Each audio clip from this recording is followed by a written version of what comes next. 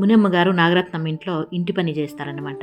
తనకి తన చెల్లెలికి వేరే ఏ ఆధారము లేదు కాబట్టి ఈ వయసులో కూడా తన ఇంటి పనికి వెళ్ళి సంపాదించి తన చెల్లెల్ని పోషించుకుంటూ తను కూడా బ్రతుకుతుందన్నమాట. నాగరత్నమ్మ గారు ఇంట్లో పని అంతా చేసేసాను, అయిపోయిందమ్మా.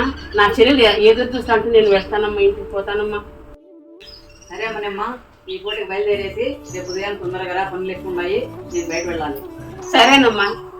ఆ విధంగా పని మొత్తం ముగించుకొని నా చెల్లి ఏం చేస్తా ఉందో, మధ్యాహ్నం భోజనం చేసిందో లేదో అన్నట్లుగా దీనంగా ఆలోచన చేసుకుంటూ ఇంటికి చేరుకునిందనమాట.